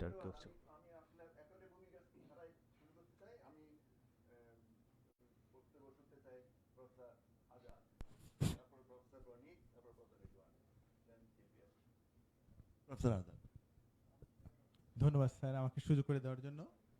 আসলে এটা আমি আমার কাছে যে personal opinion, যেটা স্যারের যেটা উদ্যোগ, যেটা ডেফিনেটলি একটা টাইম ডিমান্ডিং, কারণ আমরা প্রতিনিয়ত আসলে এখন ফেস করছি আসলে যেটা অ্যান্টিবায়োটিক রেজিস্ট্যান্স। এটা কিন্তু যেটা হচ্ছে যে এভরি অ্যান্টিবায়োটিক কোনো কোনো ক্ষেত্রে আমরা পাচ্ছি একটা দুটা ছাড়া, কিছু কিছু ক্ষেত্রে আমরা বিশেষ করে ইউটিআইয়ের ক্ষেত্রে যেমন পাচ্ছি, বিশেষ করে যদি ইকোলাই হয় অথবা যদি আমরা স্পুটাম মনোজাগে যদি এসিনোব্যাক্টার থেকে শুরু করে ক্লেপসিলা যদি সিউডোমোনাস, এই অর্গানিজমগুলো দেখা যাচ্ছে মাল্টি এমআরএসি থেকে সবগুলো রেজিস্ট্যান্স হলে, তাহলে সেই ক্ষেত্রে আমাদের অ্যান্টিবায়োটিকটা কোনো আরেকটা যেটা আমি অনেক ক্ষেত্রে বলে যাই, অ্যান্টিবায়োটিক দিতে হয়, আমরা একটা অ্যান্টিবায়োটিক শুরু করি, কালচার ছাড়া শুরু করি, কালচার আমাদের মেজরিটি ক্ষেত্রে নেগেটিভ আসে, নেগেটিভ যদি আসে আমরা ভালো হচ্ছে না, আমরা একটা অ্যান্টিবায়োটিক অ্যাড করছি, তাহলে অ্যাড অন হতে থাকে, হতে হতে 4টা 5টা 6টা পর্যন্ত অ্যান্টিবায়োটিক হতে থাকে, সাথে সাথে দেখা যাচ্ছে যে তার সেই রোগীগুলো সেকেন্ডারি ফাঙ্গাল ইনফেকশন হচ্ছে। তার মানে এই যে প্রবলেমগুলো, সেক্ষেত্রে অনেক ক্ষেত্রে কিন্তু আবার একটা স্টেরয়েড যোগ করা হয়। তার মানে এটা যে ক্যাটাস্ট্রফি একটা যে হচ্ছে, what we are going now, আমরা আসলে জানি না কি হতে যাচ্ছে বাংলাদেশে, আমরা জানি না। কারণ আমরা যদি দেখি বাংলাদেশে যদি ব্রড কিছু নতুন নতুন অ্যান্টিবায়োটিক আসছে, যেটা মেজরিটি অনেক অ্যান্টিবায়োটিক কিন্তু বাংলাদেশে অ্যাভেলেবেল না। আর সবচেয়ে বড় যে অ্যান্টিবায়োটিক ডিটেকশনের যেটা কনভেনশনাল কালচার, যেটা আমাদের রাপানি বলছিল, হ্যান্ডাপানি বলছিল সুন্দর, যে এই আরো নতুন নতুন বেশ কিছু সিস্টেম যেগুলো আসলে কি আমাদের ইনকর্পোরেট করা উচিত স্যার। এগুলো যদি না করে স্যার, এবং যদি স্যার আমাদের যদি স্যার এই অ্যান্টিবায়োটিক ইউজটা যদি আমি যদি মনে করি যদি রেশন না হয় এবং ফার্মেসি লেভেলে যদি বিক্রি করাটা বন্ধ না হয়, এবং প্রত্যেক হাসপাতালে যে ইউজ করা হচ্ছে কে হচ্ছে, এগুলো যদি আসলে যদি একটা যদি সার্ভিলেন্স টিম না থাকে, সেক্ষেত্রে আমি মনে করি যে আমাদের বাংলাদেশের আসলে অ্যান্টিবায়োটিকের ক্ষেত্রে ভয়াবহ অবস্থায় যাবে। আর সাথে হচ্ছে এমআর এর জন্য যেটা সবচেয়ে বেশি করতে হবে, যেটা আমাদেরকে যেটা পোলট্রি ক্ষেত্রে যেটা হয়, বা যেটা আমরা যদি বলি অ্যানিমেলসের ক্ষেত্রে, যেটা যে এই যে অ্যানিমেল যে অ্যান্টিবায়োটিকগুলো ইউজগুলোকে আমাদেরকে লিমিটেশন করতে হবে। তাহলে আমাদের যে মানে যে আমরা বলি যে পশু ডাক্তার বা যারা হোক গেলেই যে ভালো ভালো অ্যান্টিবায়োটিকগুলো ইউজ করতেছি, এবং এইগুলো আমরা খাচ্ছি, অ্যান্টিবায়োটিকটা ফিডিংয়ের জন্য যে এলটিতে যেটা অ্যান্টিবায়োটিক ইউজ করা হয়, বিশেষ করে ডিমের ক্ষেত্রে এগুলোর ক্ষেত্রে, যেটার কারণে আমাদের আসলে অ্যান্টিবায়োটিক রেজিস্ট্যান্স আরও একটা বড় কারণ। এটা যদি স্ট্যাটিস্টিক্যালি মানে কন্ট্রোল করা না যায় এবং ন্যাশনাল লেভেলে যদি সংসদীয়ভাবে এটা পাস করা না হয়, তাদের জন্য কিছু লিমিটেড অ্যান্টিবায়োটিক থাকবে যেগুলো আমাদের ক্ষেত্রে আমরা আবার ইউজ করবো না। না ক্ষেত্রে আমি মনে করি যেটা আসলে রিয়েলি বলি যে এটা টাইম ডিমান্ডিং একটা প্ল্যাটফর্ম। Thank you. ধন্যবাদ রাজাত। আমরা আপনার সদয় উপস্থিতির জন্য ধন্যবাদ জানাচ্ছি। Doctor Boni. Thank you sir. আসলে আজকে এই অনুষ্ঠান যে বিশ্ব সেপসিস ডে উপলক্ষে যারা আয়োজন করে সবাইকে ধন্যবাদ জানাচ্ছি। আসলে আজকে সেপসিস বঙ্গবন্ধু মেডিকেল ইউনিভার্সিটিতে মেডিসিন বা আমাদের অ্যানেস্থেসিয়া ডিপার্টমেন্টের আইসিইউর উদ্যোগে আমরা প্রায় সময় বিভিন্ন কোম্পানির উদ্যোগে হয় এটা পালিত হয়, যে যদিও আজকে এখানে রেডিয়ান এই কাজটা করছে। আমাদের আমি যেটা মনে করি যে সবচেয়ে মাল্টি ড্রাগ রেজিস্ট্যান্স ব্যাকটেরিয়া, আমারও 2-3টা স্টাডি আছে, আমাদের তো রেজাল্ট খুবই ডেঞ্জারাস সিচুয়েশনে আমরা আছি। যেটা আইসিইউতে যারা আমরা যে এখন একটা রুগী ঢাকা শহরে বিভিন্ন আইসিইউতে করতে যখন আসে আর কি আইসিইউতে, তখন তাদের কোনো ড্রাগ কোনো কিছুতেই কাজ করে না। এই একটা জিনিস আপনার কতটুকু আছে জানেন না। সেকেন্ড আমরা যেটা এইবার যেটা আমরা ফেস করতেছি, যেমন ডেঙ্গুতে আগে করলাম আমরা সেকেন্ডারি ইনফেকশনটা এত ফেস করি, এইবার করলাম আমরা সেকেন্ডারি ইনফেকশন করলাম ডেঙ্গুতে ভালো ফেস করতেছি। নিউমোনিয়া হচ্ছে এবং পেশেন্টের যে কোনো যে নিউমোনিয়া হইলেও ওদের যে সিম্পল ড্রাগে রেসপন্স করতেছে তাও না করে, এমনিতেও কমপ্লিকেশন কার্ডাইটিস বা অন্যান্য কমপ্লিকেশন সার্টেন ডেথ যেটা ডেঙ্গুতে হচ্ছে সেটা আসা, যারা বাঁচতেছে ওদের করলাম একটা ভালো পরিমাণ একটা সেকেন্ডারি ইনফেকশন হচ্ছে, যেটা এই যে ইনফেকশনটা ব্যাকটেরিয়ার আমাদের রেজিস্ট্যান্স ব্যাকটেরিয়াই বেশি পাচ্ছে। আমার সবচেয়ে ইম্পর্টেন্ট যেটা আমি স্যারের সাথে অনেক প্রোগ্রামে তো আমরা এটা করি, আমাদের যে ট্রেনিং প্রসেসটাকে নার্সদের থেকে ইনিশিয়েটিভ করতে হবে। আমরা যদি প্রিভেন্টিভে যাইতে হবে, আমরা করলাম ট্রিটমেন্ট এই যে এক্সপেন্সিভ, গতকালকে এই 4-5 দিনে আমি দেখলাম যে কোলেস্টিন যে ইউজ করা হয়, কয়েকটা এই রিপোর্ট দেখলাম এই কয়েকদিনের ভিতরে কয়েকটা, আমি ওই যে আমাদের কালচার রিপোর্ট দেখলাম যে কোলেস্টিন রেজিস্ট্যান্স, কোন ব্যাকটেরিয়ার প্রতি রেজিস্ট্যান্স, অ্যাসিনোব্যাকটেরিয়া এন্ড সুডোমোনাস, এই দুটাই জন্য কোলেস্টিন দেওয়া এবং দুটোই রেজিস্ট্যান্স। এটাও তো একটা আস্তে আস্তে কতটুকু আমরা এই যে এক্সপেন্সিভ অ্যান্টিবায়োটিকগুলি ইউজ করছি এটা কি অবস্থায় গিয়ে ঠেকবে আমরা জানি না। এই যে আমরা সবচেয়ে ইম্পর্টেন্ট মনে হয় কি আমাদের যে স্যাম্পল সাইজ যেভাবে পাঠায় এবং স্যাম্পলিং যে আমরা অনেক সময় আমাদের সিস্টারদের উপরে টেকনিশিয়ানদের উপরেই ডিপেন্ডেন্ট, এটা আমাদের খুব একটা ইম্পর্টেন্ট জিনিস। আমি স্যারের মাধ্যমে বলতেছি আমরা করলাম যে জায়গায় ট্রেনিং বা প্রসেস করি আইসিইউ বা এটার সাথে নার্সদের ট্রেনিংয়ের আপনার একটা করতে চাই, কারণ নার্সরা হলো এই post operative operation theatre plus ICU, নার্সরা হলো একটা মেইন হলো সোর্স অফ ওয়ার্কিং সোর্স। ওদেরকে যদি আমরা এই ইনফেকশন কন্ট্রোলের মধ্যে ঢুকাইতে না পারি তাহলে করলাম হবে না। আমি ডিজি অফিসের অনেক প্রোগ্রামে করলাম আছে যে নার্স এবং ডাক্তার একসাথে অনেক ট্রেনিং প্রোগ্রাম আছে, ইমার্জেন্সি রেসপন্স যে আমাদের এখানে আছেন ডিজি, আমরা এটা করলাম চেষ্টা করছি যে একসাথে ওই ট্রেনিং প্রোগ্রামটা করার। আমি এই স্যাম্পলিং করাটা যে কেমনে ব্লাড কালচারটা পাঠাবে, কেমনে স্পুটামটা পাঠাবে, কীভাবে পাঠাবে, এটা একটা ভেরি ইম্পর্টেন্ট ফ্যাক্টর। এটা আশা করি মাইক্রোবায়োলজির সাথে আপনারা এই ডিজি অফিসের মাধ্যমে এই প্রসেসটাকে আরও একটু অ্যাগ্রাভেট করবেন এই সেপসিস প্রিভেনশনের জন্য। আমরা ট্রিটমেন্টে যাইতে চাই না, আমরা প্রিভেনশনে থাকতে চাই বেশি। তো থ্যাংক ইউ সবাইকে।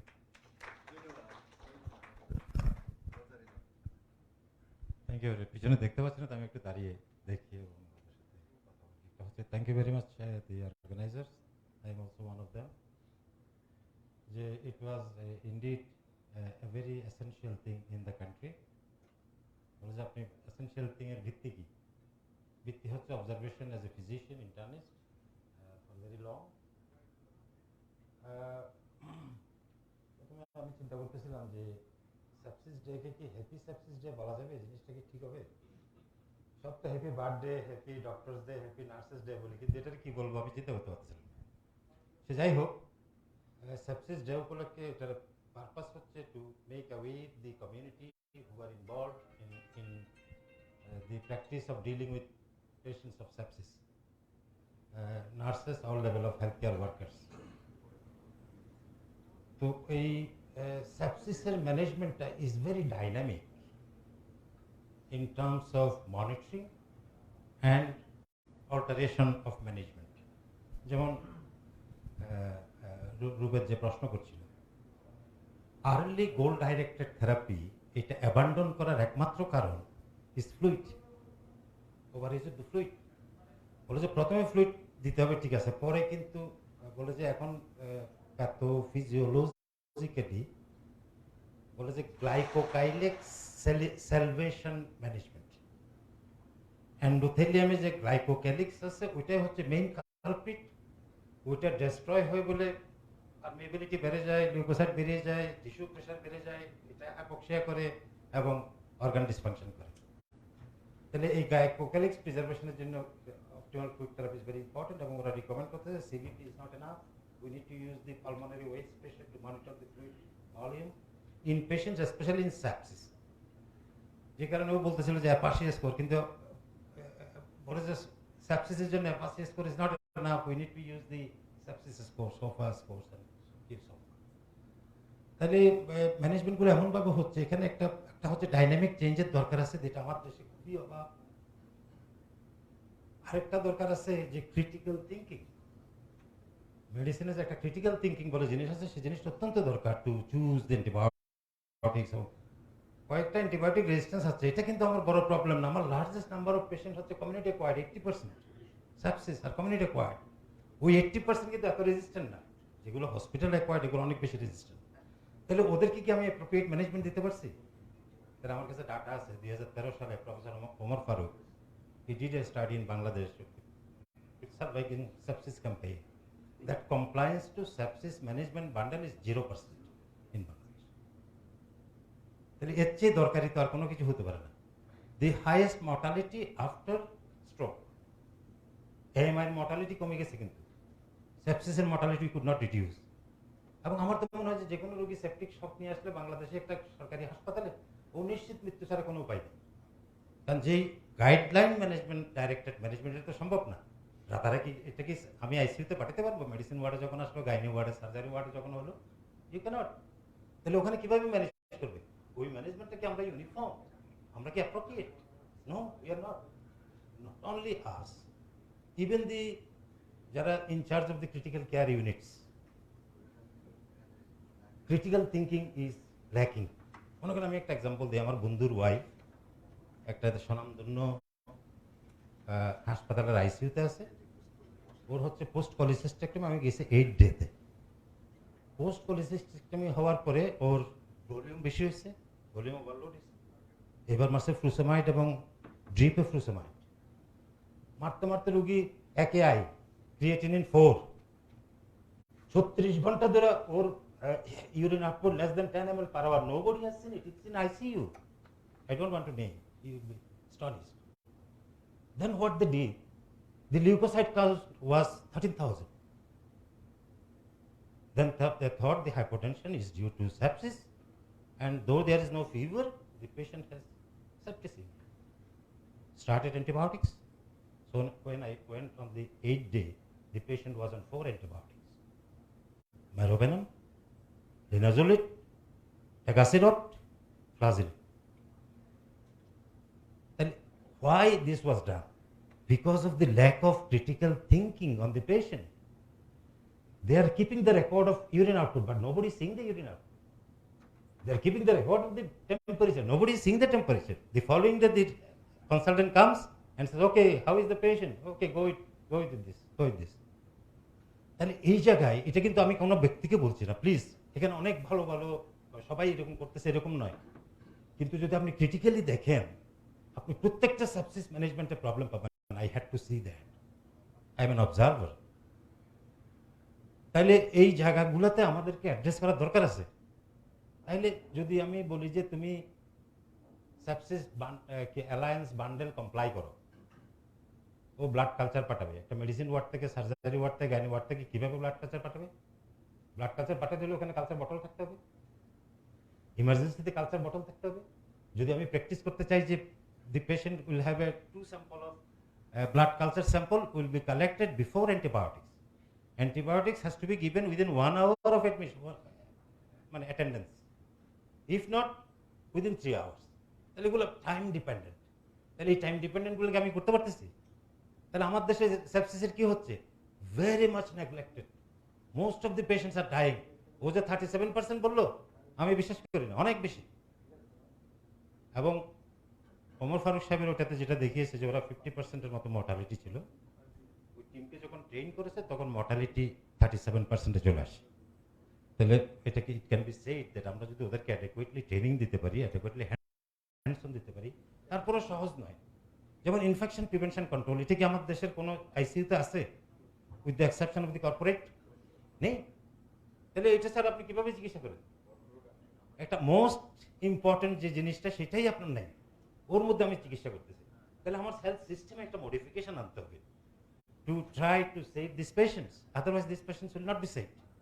তাহলে এই জিনিসগুলো আসলে সিনিয়র লোকদেরকে, কিন্তু আমরা সিনিয়ররাই কিন্তু সবচেয়ে বড় প্রবলেম। আমরা এখন কিছু আর করতে চাচ্ছি না, কিছু শিখতেও চাচ্ছি না, যা জানি বহুত কিছু জানছি। We are over confident. আমার ল্যাক অফ ইনফরমেশন নিয়ে আমি ওভার কনফিডেন্ট হইলে যা হওয়ার কথা আমরা এখানে হয়ে যাচ্ছি এটা। তাহলে ওদের কোনো চিন্তা নেই, ওরা just think that I am giving the best possible treatment on earth. But lactic, আপনি তো ল্যাকটিক মেজার করতে পারেন কোথায়, আমার কোনো হাসপাতালে করতে পারেন। তাহলে আমি কি সাবসিস ম্যানেজমেন্ট দিচ্ছি? তাহলে আমি বলার সময় বলবো যে আমি সব ঠিক দিচ্ছি, খুব ভালো চিকিৎসা দিচ্ছি, অমুক দিচ্ছি, কিন্তু আসলে তো দিতে পারতেছি না। চয়েস অফ অ্যান্টিবায়োটিক্স, এটা তো একটা থট প্রসেস নিয়ে করা যায়। জাস্ট আসলেই মেরোপেনাম মারবো, এটাই তো চিকিৎসা নয়। তাহলে এই কোভিডের সময় কি হয়েছে? আমাকে ফোন করে কি বলছে, স্যার ম্যারোমক্সি, মানে শুরুতেই ম্যারোমক্সি মেরে দিছে। হ্যাঁ, তারপর 2 দিন 3 দিন পার হয়ে গেলে তারপরে যদি জ্বর থাকে মারছে অ্যান্টিফাঙ্গাল, বরিগোনাজল বড়ি দাও, বরিগোনাজল ভরে দিছে। এখন কিন্তু এই জিনিসটা এমন হয়ে গেছে যে 2 দিন 3 দিন পার হইলে সেপসিস পেশেন্টকে বরিগোনাজল দিয়ে দিচ্ছে, যে এটা নিউট্রোপেনিক পেশেন্টকে দেওয়ার কথা বলা হয়েছে, ইমিউনোসাপ্রেস পেশেন্টকে দেওয়া হয়েছে। আমি যেহেতু ডায়াগনোস করতে পারতেছি না, আমি ক্রিটিক্যাল থিঙ্কিং করতে পারতেছি না, ওদেরকে বরিগোনাজল মেরে দিচ্ছি। তাহলে এইভাবে আপনি যদি এখন দেখেন যে ফাঙ্গাল ইনফেকশন অনেক বেশি রেকর্ড পাবেন আপনি হসপিটালে, because we are giving more treatment. তাহলে ডায়াগনোসিস হচ্ছে চিকিৎসা দিচ্ছে সেটার উপর, নট দ্য পেশেন্ট কি রোগ আছে এটার উপর। তাহলে এই জিনিসগুলো যদি আমরা মডিফাই করতে না পারি, আসলে কিন্তু আমিও সেপসিসে মারা যাওয়ার সম্ভাবনা আছে। এই জন্য আতিক ভাইকে আমি বলতেছি, কিছুদিন আগে আমি যে আইসিইউতে ভর্তি হবেন, আপনি খাবেন 4টা অ্যান্টিবায়োটিক, আমি 3টা, কারণ আপনি পপুলার বেশি, একটা বেশি খাইতে হবে। একজন এসে রেসপিরেটরি ফিজিশিয়ান আসলো, একটা মারলো অ্যান্টিবায়োটিক, রেনাল ফিজিশিয়ান আসলো আরেকটা মারলো, কার্ডিওভাস্কুলার আসলো আরেকটা মারলো, কেউ কিন্তু বন্ধ করতে বলতেছে না। তাহলে 7 দিন 8 দিন 10 দিন চলে যাচ্ছে, অ্যান্টিবায়োটিক আর বন্ধ হচ্ছে না। তাহলে এইভাবে করে আমরা যদি এরকম একজন এসে একটা দেবো, যদি multidisciplinary team approach of management না দেওয়া যায়, সেপসিসের ম্যানেজমেন্ট হচ্ছে না। আমার দেশে সেপসিসের management is very weak, very defective. We are killing many of them, I kill many of them. So we need to make a change. We do not know how to make a change. So global recommendation is that you form an alliance, you try to inform your population who are working with patients of sepsis. That might give an improved outcome. So I don't want to say again, it was very important, it was very necessary that this alliance has been organized. Thank you very much. Thank you for that. অসংখ্য ধন্যবাদ professor Ridwan, আপনার অত্যন্ত critical অবজারভেশনের জন্য। আমার মনে হয় আমরা খুব ফর্চুনেট, অ্যালায়েন্সের যিনি সম্মানিত চেয়ার, উনি আবার প্রধান অতিথি। আমি শেষ করার আগে, অ্যালায়েন্সের দ্বারা বর্তমান current executive mostly they are budding health care professional, not the elderly group of health care professional. ওই জন্য আমরা খুব আশাবাদী যে অ্যালায়েন্সটা ভাইব্রেন্ট হবে এবং আমাদের যে অবজেক্টিভ এটা অ্যাচিভ করতে সক্ষম হবে। আমি এই পর্যায়ে আমাদের সম্মানিত প্রধান অতিথি অধ্যাপক আহমেদুল কবির, অতিরিক্ত মহাপরিচালক প্ল্যানিং ডেভেলপমেন্ট DGSS এর কাছে মাইক হ্যান্ড ওভার করছি। Professor Ahmedul Kabir. Thank you, sir. Respected chair of today's session. I really appreciate the endeavor taken by our honorable teacher, ex-DG, Professor M. Faiz. He is such a person who used to address the very important aspect of the healthcare, beginning from neglected tropical disease to other many areas which people do not focus. He used to focus on that area. Really appreciate you, sir, for your such an endeavor.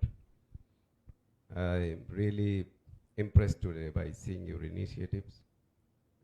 Though Sepsis Alliance is present in many countries, but there is a global Sepsis Alliance.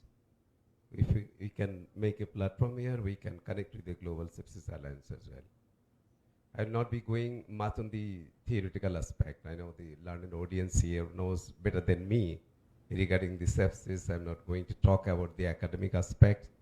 Many of the aspect has been addressed by Professor Ridwanur Rahman as well as Professor Azad and our Professor Boni. So these are the unseen, unaddressed area which need addressing. So through the Sepsis Alliance, I strongly believe we can raise awareness among the clinicians who used to deal the sepsis patient. Early detection, proper antibiotic uses can reduce AMR resistance as well. This is really an alarming situation. I'm not sure after 1 or 2 decades what will happen to the planet. I'm really very much worried.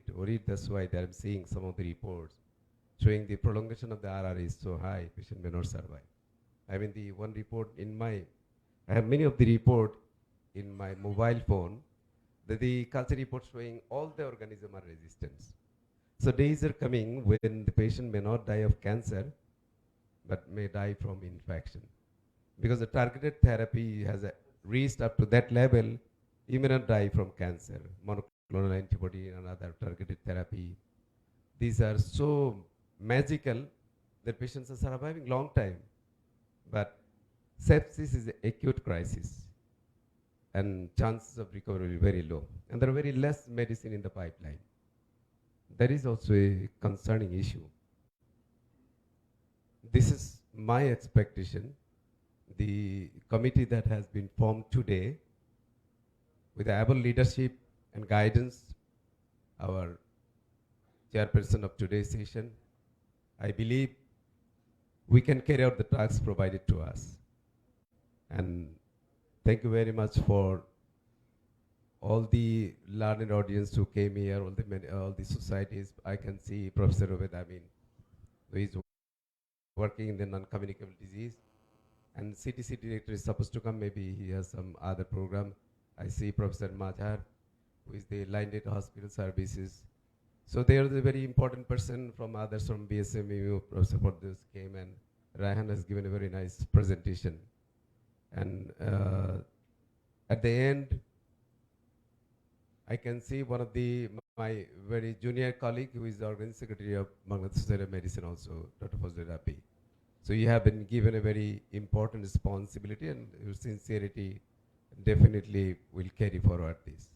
And our one of the junior colleague, not junior, he is doing PhD. Farad Chaudhary is here still. I was really amazed to his very brilliant presentation. And the way he has started and said new dimension of presentation is really appreciable. I always appreciate, I see the juniors are coming with very good gesture. And definitely days are coming, Bangladesh will do better. The issues are many, antimicrobial resistance and other CDC is also working very good. And hospital service management should take care of the infection prevention and other issue. And the public hospital culture lab facilities should be improved. Because in the public hospital where we have been working, we do not have any reliable investigation report, especially the blood culture, urine culture and other cultures. If we do not have any reliable investigation report, the clinician will treat the report, not the patient. I said this is going to be a very bad situation. We need a parallel improvement in all the sectors so that we can have a signature effect on the outcome. So wishing all the best, and I believe Sepsis Alliance will be able to create awareness among the clinician. So thank you very much for especially to those who thought of making me the chair of this session, though I am not that much capable of that. But still, I'd like to show my gratitude and sincere thanks to all of you to give me such an important responsibility. And I strongly believe that we can carry forward with all of your support. Thank you very much, sir. Thank you. অসংখ্য ধন্যবাদ professor Ahmadul কবির, honourable chief guest. আমরা আসলে এই প্রথম মিটিংটা করতে পেরেছি, তার জন্য আমাদের সায়েন্টিফিক পার্টনার রেডিয়েন্ট ফার্মাসিউটিক্যালসকে আমরা ধন্যবাদ জানাচ্ছি, এবং একই সাথে ওনাদের পক্ষ থেকে ভোট অফ থ্যাঙ্কস দেওয়ার জন্য ডক্টর মোহাম্মদ জাভেদ সোবানকে আমি অনুরোধ করছি। আমি আপনাদেরকে সবাইকেই বাংলাদেশ সেপসিস অ্যালায়েন্সের সদস্য হওয়ার জন্য আমন্ত্রণ জানিয়ে আমার বক্তব্য এখানে শেষ করছি। Over to doctor Mohammad Javed Sobhan. Thank you. Thank you, sir. Honorable Chief Guest, respected Chairperson, distinguished faculties, speakers, and dear doctors, Assalamu alaikum and good afternoon all. On behalf of Radiant Pharmaceutical Limited, we'd like to thank you all for joining today's lively and interactive session. I'd like to specially thank our respected Chairperson, Professor M.A. Faiz sir, for taking such a great initiative of forming Bangladesh Sepsis Alliance and allowing us to be a part of this as a scientific partner. We also like to specially thank our honorable chief guest, Professor Ahmedul Kabir sir, for gracing this occasion and for his valuable remarks. I'd like to thank all the respected faculties who have joined and for their valuable remarks, including Professor Muhammad Mazharul Haq, Professor Muhammad Rubed Amin, Professor Muhammad Redwanur Rahman, Professor A.K. Azad, and Professor Debabrata Bonik. Thank you all for your interactive presence to this session. I'd especially thank our respected speakers, including Dr. Farhaduddin Hassan Chaudhary, Dr. Volker Humbert, and Dr. Raihan Rabbani for their excellent and very informative deliberation on the topic. Just reference to today's discussion, all we have seen that sepsis continues to be a critical healthcare problem in hospital clinical settings, and of which more than are killed by cancer, that we have seen from the data. And in this context, to reduce the burden and the fatal incidences of sepsis, the forming of Bangladesh Sepsis Alliance in collaboration with Asia Pacific Sepsis Alliance is really a milestone, and which has been formed on this day of World Sepsis Day.